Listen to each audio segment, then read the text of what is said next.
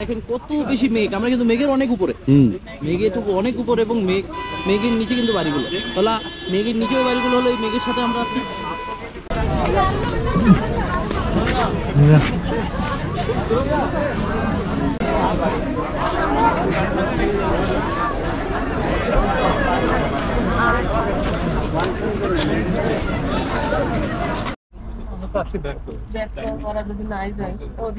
আমার পিছনে যে সাইনবোর্ডটি দেখতে পাচ্ছেন এটা হচ্ছে বাতাসিয়া লুপ। এই বাতাসিয়া লুপের টিকিট কাটতে হয়।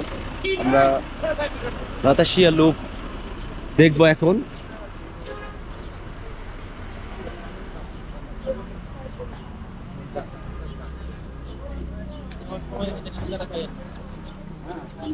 ঘটনা কি?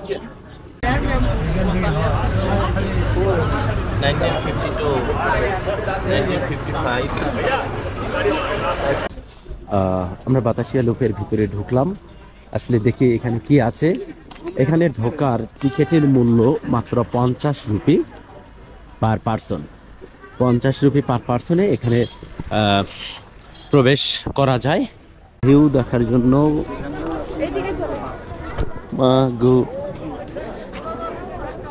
ওয়াও, এটা হচ্ছে বাতাসিয়া লুপ। এখানকার থেকে প্রাকৃতিক সৌন্দর্য, প্রাকৃতিক দৃশ্যটা খুব সুন্দর উপভোগ করা যায়। আমরা এমন সময় এসেছি চারিদিকে মেঘাচ্ছন্ন এবং কুয়াশায় আচ্ছন্ন, তারপরেও এখানে একটু মেঘ আচ্ছন্ন কম। হ্যাঁ, তো স্লাইড করছে তো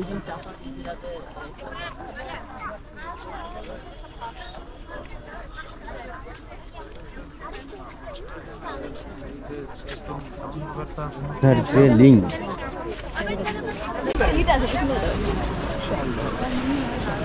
এই ট্রেন আসবে।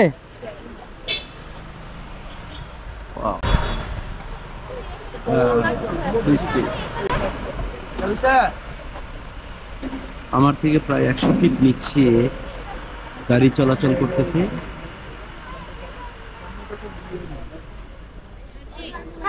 দার্জিলিং, দার্জিলিং। আমরা ট্র্যাডিশনাল ড্রেস। ওয়াও, সামনের দিকে যাই, চলে যাই। ট্রাই করি।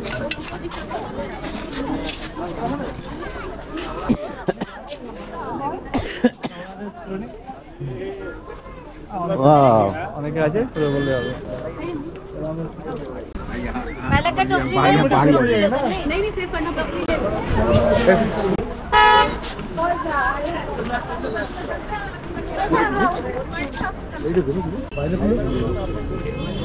কাঞ্চনজঙ্ঘা দেখার জন্য আসলে আমাদের ছোট ছোট বাড়ি দেখা যাচ্ছে, মনে হয় ছোট ছোট ঘর।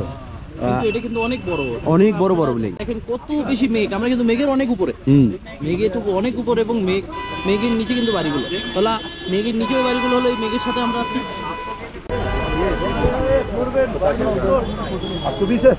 आप इधर में नहीं, आप इधर ही जाए ना, आपका आप इधर में बोला है सुमन एक जना लाए मैडम आप एक से मेरा ये हाँ देखिए देखिए पूरा पूरा पूरा नॉर्मल देखे देखिए दोनों जय दीदी। এই শায়ক,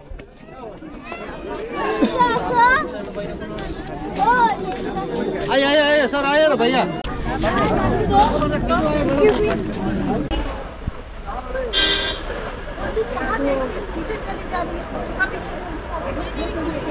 এখানে মূলত টয় ট্রেনটা আসলে ঘোরে, বুঝছেন, কিন্তু এখন ট্রেনটা নাই, তাহলে কতটা ভালো হতো।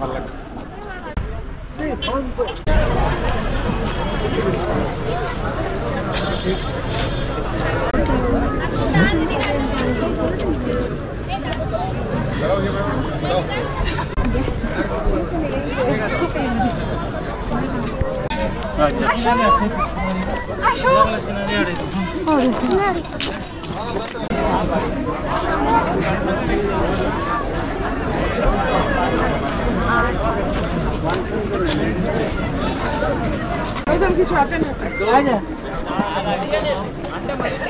জরা না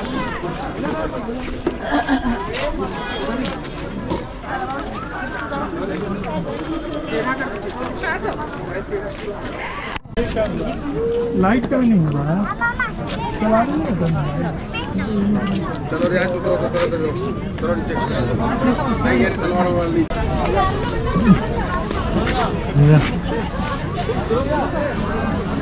এটা কি নেপালিয়ান পোশাক? হ্যাঁ নেপালিয়ান। নেপালিয়ান না? আপনারা কি বাঙালি না? বাঙালি। বাঙালি। ও এখন নেপালিয়ান সেজেছে। নেপালিয়ানই আমরা। কোথা থেকে এসেছেন? আসাম থেকে। আসাম। হ্যাঁ আসাম একদম ইন্ডিয়া লাস্ট, মানে ওটা মানকাচর বলে। কুড়িগ্রামের ওই পাশে নাকি? না না না, ওর তুফানগঞ্জ সারি ওই কোচবিহার আছে না? হ্যাঁ কোচবিহার সারি আর একটা পার্ট আছে ধুবড়ি। ধুবড়ি ধুবড়ি সীমানা তো কুড়িগ্রাম সীমান্ত, বাংলাদেশ বর্ডার কুড়িগ্রাম এই সীমান্ত। সাইডটাতে আপনার কোকরাঝার, এই সাইডটাতে আপনারা কই? আমার বাড়ি হচ্ছে বাংলাদেশেই।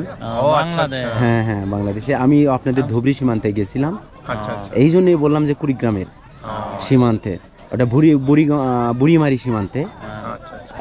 আপনাদের।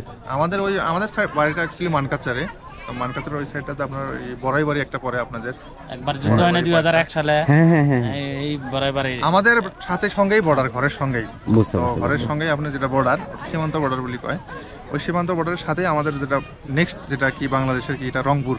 রংপুর, হ্যাঁ। রংপুর ওটা না, রংপুরের পরে আছে কুড়িগ্রাম, একদম শেষ সীমানা কুড়িগ্রাম। হতে পারে ওটা, আমরা তো কুড়িগ্রাম আর লাল। আমাদের গ্র্যান্ড প্যারেন্টসরা আগে যাওয়া আসা করতে, এখন তো একটু স্ট্রিক্ট হচ্ছে না ফেন্সিং দেওয়ার পরে, তারপরে তো আর এখন যাওয়া আসা হয় না। দাদি বাংলাদেশে, ও কোন রংপুরে বাড়ি দাদি। আমাদের ওখানে ম্যাক্সিমাম দাদিগুলো বেশিরভাগ হ্যাঁ রংপুরে ওই সাইডে। তখন তো মানে ওপেন ছিল না। হ্যাঁ হ্যাঁ আমাদের দাদা যেগুলো ছিল, দাদাগুলো ওই জায়গায় পড়াশোনা করতো রংপুরে। আফটার 7, 8, 9, 10 ওই সাইডেই কলেজ টলেজ, রংপুর ইউনিভার্সিটি কতগুলো ঢাকায়, এখনো পড়তেছে ঢাকায় মেডিকেল কলেজ। ওই জন্য ওখানে একটু আমাদের একটু ফায়দা হয়।